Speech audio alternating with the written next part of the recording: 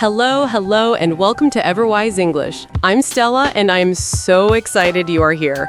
Fair warning, we might laugh, we might learn, we will definitely talk about trees that sparkle. And I'm Mario. Stella, I have to confess something. Oh no, what did you do? I put up my Christmas tree this morning, and I am still taking plastic off it. I feel like I'm unwrapping the world's most annoying Christmas present. Mario, that plastic is like a puzzle invented by someone who hates joy. But you know what? That feeling when the tree finally comes out of the box, that is magic. Pure magic. Pure magic covered in plastic that sticks to your hands. True. Today, we are learning how to talk about Christmas trees in English, and not just the fancy words. We're learning how to tell stories about them, describe them, and maybe, just maybe, make fun of how complicated they are. This is already my favorite episode. Wait, tree skirt. The tree is wearing clothes? No! Mario! No, it's a cloth you put at the bottom to hide the ugly stand, not a fashion statement. Although, some people are very fancy with their tree skirts. I thought maybe the tree was cold? This is exactly why we're here. Last week, I heard someone say, I'm going to drape the garland around the mantelpiece. And I was at the store, and a person asked their friend, should we get tinsel or go for a more minimalist approach? Minimalist for a Christmas tree. Who does that? Christmas trees are the opposite of minimalist. Right? But here's the beautiful thing. You don't need to know every word. When you hear something new, just ask, what is that? Most people love explaining Christmas stuff. It makes them happy. Trust me. Even if they use 5 sentences to explain one word? Especially then. They're having fun. Before you even decorate, you need to make a choice. And, listeners, this choice will say everything about who you are as a person. That's dramatic. It's true! Do you want a real tree or an artificial tree? This is not a small decision. Okay, I'll buy. Tell me about real trees. A real tree, or a live tree, comes from nature. Fresh, green, beautiful, and most importantly, you can smell it. You can say, my real tree smells like a forest in my living room. But, and this is a big but, real trees have a problem. The needles. The needles. You can say, my real tree drops needles everywhere. You find them in your hair, in your socks, in your coffee somehow, in places you didn't even know existed in your home.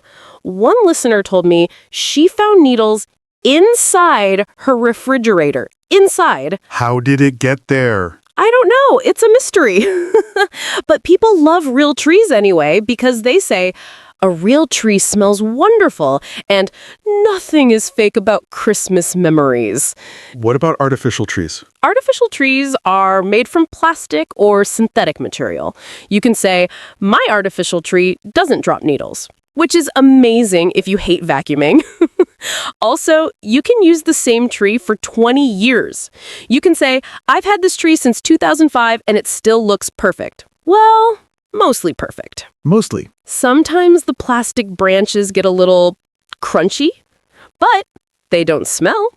So choose your poison, needles everywhere or plastic that's a little weird looking. There's no winning. Welcome to Christmas.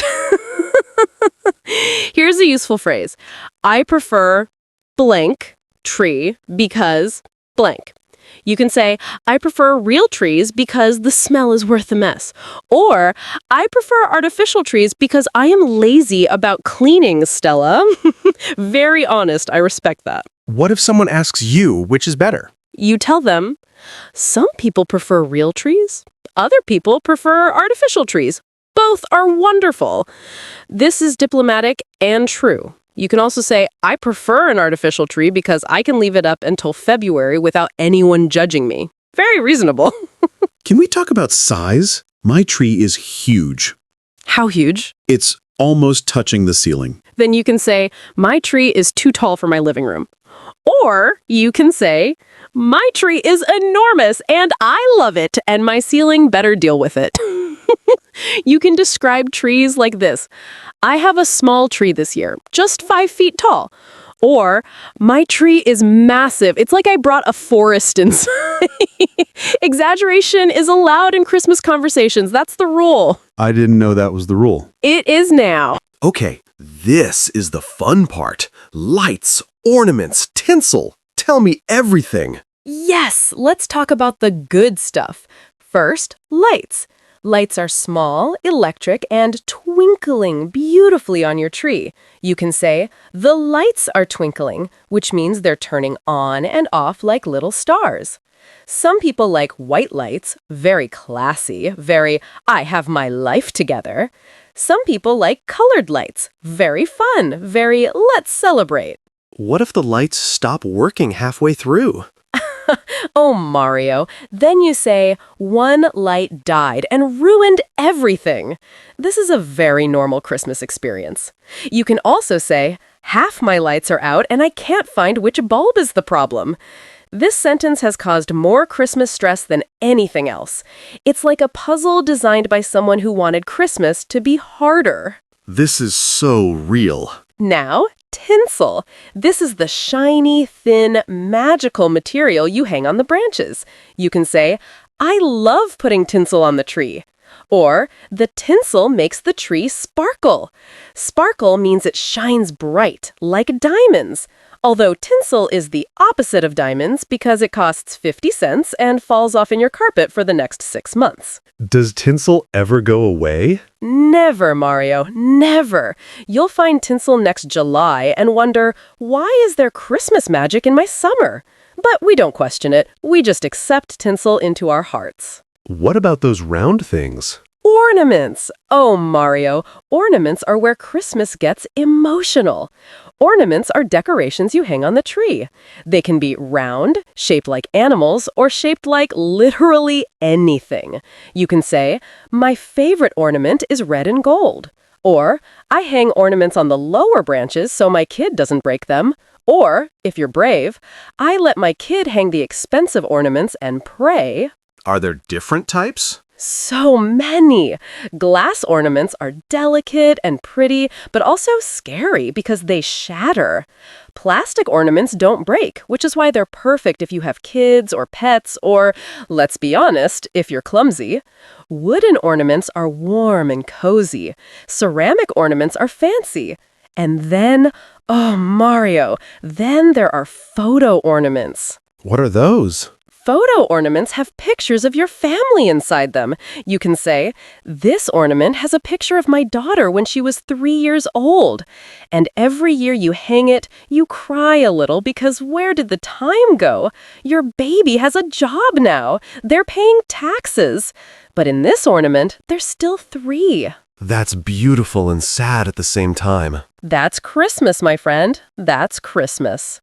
Any other decorations? Oh, yes. A tree skirt is the cloth at the bottom, remember, not pants for the tree, and a tree topper is the star or angel at the very top. You can say, I put a golden star on top of my tree, or I have an angel tree topper because I'm fancy like that. You can combine everything. My tree has white lights, silver tinsel, red ornaments, a dark green tree skirt, and a golden star on top. Now that is a tree worth talking about. I'm imagining this tree and it's beautiful. That is the power of vocabulary, Mario. With the right words, you can paint a picture. Mario, I want to get serious for a moment. Christmas trees aren't just about decorations. They're about memories. They're about traditions. They're about family.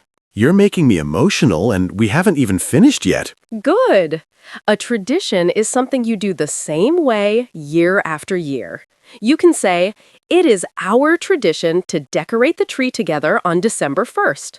Or one of our family traditions is hanging the same old ornaments even though they're falling apart. Because, let's be honest, some ornaments are held together by hope and glitter. I have one of those. We all do. Now, here's a beautiful word. heirloom. An heirloom is something old and precious that you pass down from one generation to the next. You can say, "This ornament is an heirloom. My grandmother gave it to me. I treasure it." Treasure means you value it more than almost anything. Do you have heirlooms, Stella? I do, Mario. I have an ornament that belonged to my mother. Every time I hang it on the tree, I feel like she's there with me. I can say, "Hanging this ornament reminds me of my mother," or "This ornament holds a memory I never want to forget." And you know what? I cry a little when I hang it, and that's okay. That's beautiful. It is. The feeling is called bittersweet. It's happy and sad at the same time. You can say, "Decorating the tree makes me feel bittersweet because I miss my mother, but I'm grateful to have this memory." Bittersweet is probably the most Christmas word there is. What about new ornaments, new traditions? Oh, this is important. If you're starting fresh, you might say, "This is my first time decorating a real Christmas tree. I'm excited, but also terrified I'll do it wrong." You can say, "I'm creating a new tradition for my family." And listen, new traditions are just as valuable as old ones. They're just shinier. What if decorating feels stressful? Too much? Then you say, "Decorating feels overwhelming," or "There is too much to do and I feel stressed." And you know what? You're allowed to feel that way. Not everything needs to be perfect. You can say, "It's okay if my tree isn't Pinterest-worthy. It's okay if some branches are bare. It's okay if the ornaments are lopsided." The most important thing is that you're there, trying, doing your best. Your tree doesn't need to be perfect. It needs to make you happy. That's important. It truly is. You can say, "I made mistakes, but I love my tree anyway." Or, "The most important thing is being together, not having a perfect tree." There. I just gave you the meaning of Christmas in one sentence. Should we frame that? Put it on your tree. I'm going to tell you a story. It's a true story about a woman named Elena, and it's going to make you feel things. I'm ready. Tell me everything. Speaking slowly and warmly, Elena came to America 5 years ago from Chile. She missed her family very much. The first Christmas, she felt incredibly lonely. Then one day, her neighbor, a woman named Carol, came to her door and asked, "Elena, would you like to decorate a Christmas tree with me and my family?" Elena wanted to say no. She said, "I do not know how to decorate an American Christmas tree. It is different from my country." But she said yes anyway. Because sometimes, yes is brave. I like where this is going. They went to a tree farm. Elena had never been to a tree farm before. She walked through rows and rows of real trees. She said, and I'm quoting her, "The smell is incredible. It's like being inside a Christmas perfume bottle." They picked a tall green tree. The family helped her carry it home. Elena said, "I cannot believe I can just pick my own tree. In Chile, we do something different." She was learning. She was experiencing something new. And it was wonderful. What happened next? That evening, Carol's family decorated the tree together. While they decorated, they listened to Christmas music. Not just any music, but old Christmas songs from the 1950s. They drank hot chocolate, they laughed, and then Carol did something special. Carol said, "Elena, we have an old ornament we want you to hang." Elena looked at the ornament. It was small. It was an angel. And Carol said, "This angel reminds us that you are part of our family now." Oh, Stella. Elena cried, Mario. She said, "I am not alone. I have a family here. I have a home here." And she hung the angel on the tree. Now, 5 years later, Elena has her own tree, but she still uses that angel ornament. Every single year. And she says, "This ornament means everything to me. It reminds me that when I felt lost and scared, someone welcomed me. Someone said, 'You belong.' Now I decorate for my own family, and I try to make other people feel the same way that Carol made me feel. This is the most beautiful thing I've ever heard. The lesson is simple. A Christmas tree is more than decorations. It is a symbol of family, belonging, and love. You can say, my tree represents my memories and the people I love. Elena learned so much more than English that night. She learned that belonging is real, that family is not just blood, it's also kindness. And she learned that Christmas is about opening your heart to people. Did she learn the English words? Oh, yes. She said, I learned the word ornament from my neighbor. I learned that twinkling lights means lights that turn on and off, and I learned what tradition means. Something you do every year with love and people you care about. Elena proved something important. Language is best learned through real moments, through real connections, not through textbooks alone, but through life. Should we all be like Elena? I think we should, Mario. I really do. Now, listeners, let's practice together. Don't be nervous, we'll go slowly. I'll say a phrase, Mario will repeat it, and then you repeat it home. Deal? I'm ready. Hit me with it. First phrase, I am decorating my Christmas tree. Mario, go. I am decorating my Christmas tree. Perfect. Now you say it 3 times at home. Go ahead, out loud, don't be shy.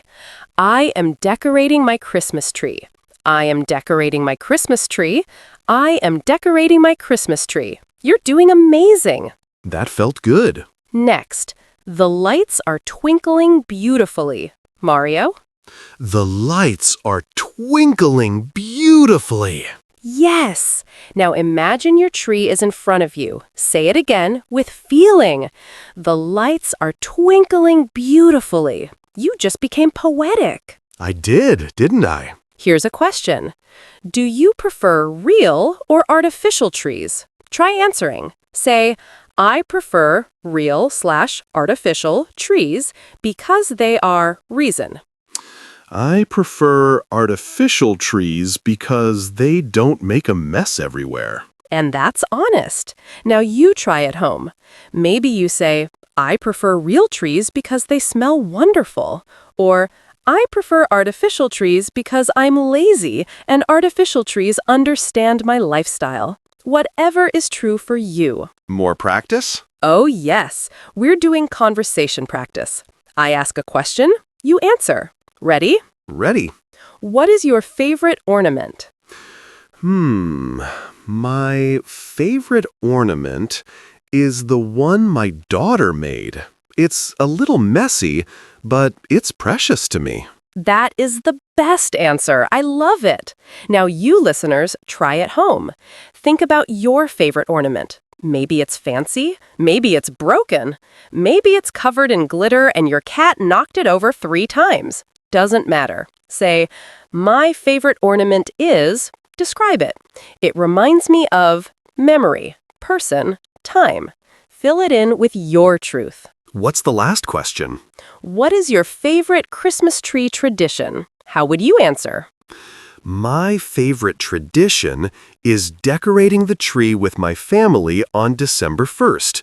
We drink hot chocolate and sing Christmas songs, even though we're terrible singers. See? Even the honest part is beautiful.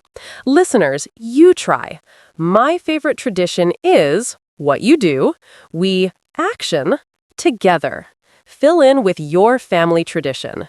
And if you don't have a Christmas tradition, you can create one right now. That's allowed. You're allowed to start something new. Are we done? Almost. Here are 5 phrases I want you to practice this week. Write them down, practice them out loud, 3 times each. You will be amazed at how natural they feel. 1. I am decorating my Christmas tree. 2. I prefer real/artificial trees because. 3. My favorite ornament is, it reminds me of, memory, person, time. 4. The lights are twinkling beautifully. 5. My family tradition is, together. When you practice these, you're not just learning words, you're learning to tell your own story. And that's the whole point. Stella, what's the summary of today? We learned how to talk about Christmas trees in English. We learned the types of trees, real and artificial, with all their messy, complicated, beautiful differences. We learned about decorations, lights, ornaments, tinsel, tree skirts, and tree toppers. We learned how to describe our feelings: happy, excited, bittersweet, grateful, even stressed. And we learned that a Christmas tree is so much more than objects. It's about memories, traditions, love. We met Elena, whose neighbor's kindness changed her life. And we learned that every single decoration tells a story. That's beautiful, Stella. Here's your challenge for this week. If you have a tree, describe it in English. Speak it out loud or write it down.